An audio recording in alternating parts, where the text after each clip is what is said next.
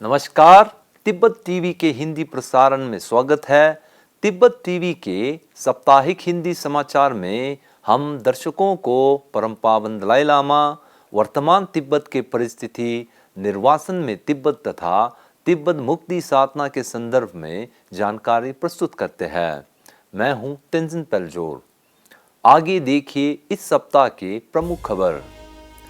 परम पावन दलाई लामा जी द्वारा विश्व शांति हेतु बोधि वृक्ष के नीचे प्रार्थना। परम पावन दलाई लामा जी का बोध गया कालचक्र मैदान में 3 दिवसीय प्रवचन। सिक्योंग पेम्पा त्सिरिंग ने भारतीय तथा तिब्बती विद्यार्थियों के समूह को तिब्बत मुद्दे पर संबोधन। शिक्षा कालीन थारलम डोलमा ने तिब्बती स्कूलों की छात्रों के लिए नेतृत्व वर्कशॉप के उद्घाटन समारोह को संबोधन। स्वैच्छिक तिब्बत हिमायत समूह के सदस्य ने सांसद रिक लार्सन को तिब्बत विधेयक को समर्थन देने की आग्रह की। समाचार विस्तार इस प्रकार से है।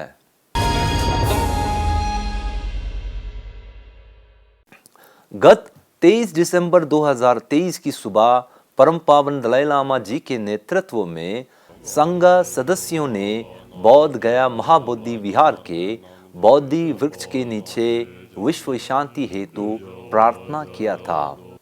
तिब्बती मठ गांडेन फेगेलिंग से महाबोधि विहार पहुंचने पर परम पावन दलाई लामा जी ने साक्या खोमा रिम्पोछे, गांडेन ट्रिपा तथा छांगजे छोजे रिम्पोछे का अभिनंदन किया। अपने स्वागत भाषण में अंतर्राष्ट्रीय बौद्ध परिषद के अध्यक्ष गेशे गावांग तेंजिन ने कहा कि मैं आईबीसी की ओर से आपको इस ज्ञान प्राप्ति भूमि पर स्वागत करता हूं। सर्वप्रथम मैं परम पावन दलाई लामा जी का इस सभा को आशीर्वाद तथा संबोधन करने के लिए तहे दिल से आभार प्रकट करना चाहता हूं। मैं विभिन्न देशों से आए संघ राजाओं का भी स्वागत करता हूं। इसके बाद Bharat, Sri Lanka, Thailand, Myanmar, Bangladesh, Cambodia, Tibet, Taiwan, चीन, कोरिया, जापान तथा वियतनाम के संघ सदस्यों ने सार्वभौमिक शांति हेतु प्रार्थना जाप की। प्रार्थना सभा को संबोधन में परम पावन दलाई लामा जी ने कहा कि नालंदा परंपरा में नागार्जुन जैसे गुरुओं ने दिखाया है कि हमें केवल आस्था पर निर्भर न रहकर तर्क के आधार पर बुद्ध की शिक्षाओं की जांच करनी चाहिए। मेरा जन्म तिब्बत के दूर उत्तर पूर्व गांव में हुआ था, लेकिन मैं अपने गुरुओं के साथ धर्म का अध्ययन करने के लिए राजधानी ल्हासा आया।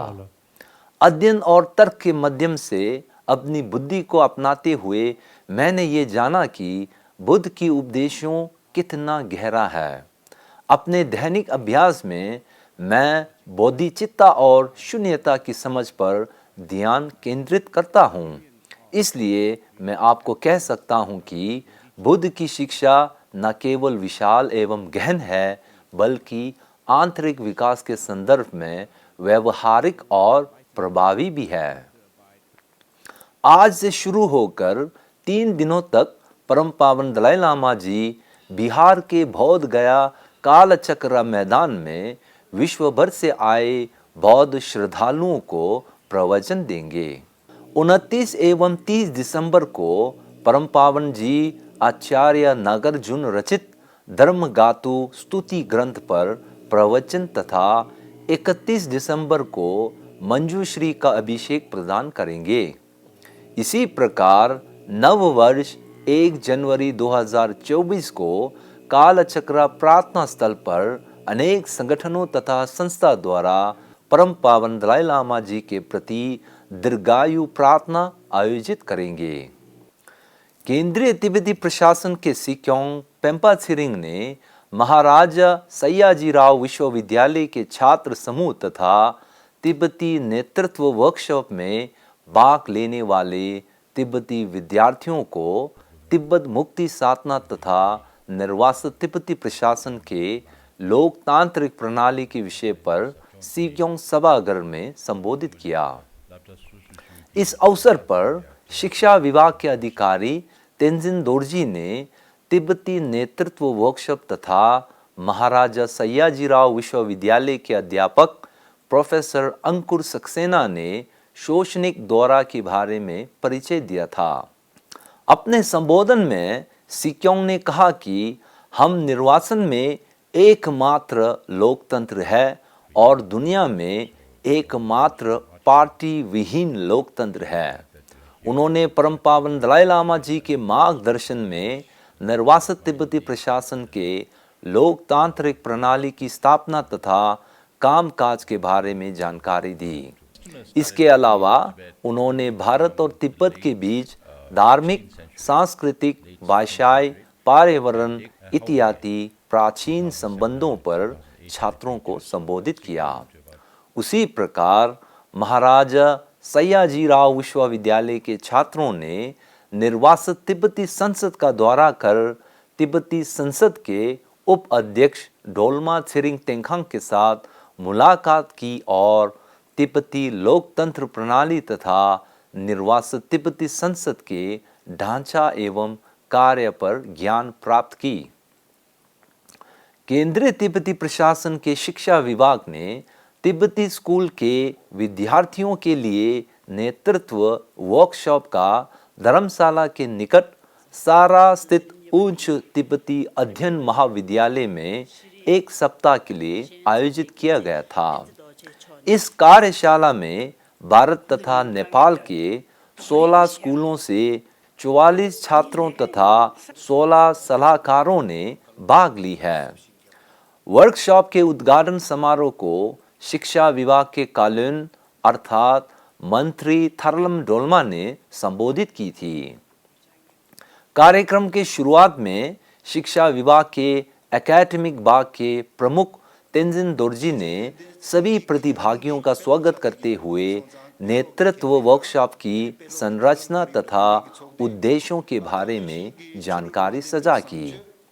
अपने भाषण में कालुन थरलम डोल्मा ने इस वर्कशॉप को आयोजन करने की महत्व, तिब्बती युवाओं को भविष्य में जिम्मेदारी लेने की आवश्यकता तथा परम पावन दलाई लामा जी के मार्गदर्शन में तिब्बती समाज में बदलाव, विशेष रूप से तिब्बती जनता को उनके आशीर्वाद से आधुनिक एवं पारंपरिक शिक्षा प्राप्त होने की अपनी बात रखी। वर्कशॉप के एक अन्य सत्र में निर्वासित तिब्बती संसद की अध्यक्ष खेम्पो सोनम तेम्पेल ने तिब्बती विद्यार्थियों को तिब्बती आंदोलन, निर्वासित तिब्बती संसद तथा तिब्बती लोकतांत्रिक प्रणाली की स्थापना एवं विशेषताएं पर जानकारी साझा की।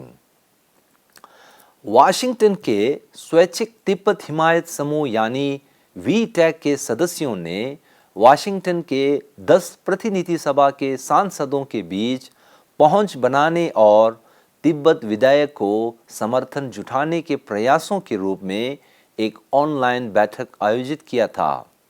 बैठक में वीटैक के सदस्य लोब्सांग त्सिरिंग ने स्टाफर जेसिका कॉर्पमैन तथा विधायी निदेशक गोल्टन के साथ मुलाकात की।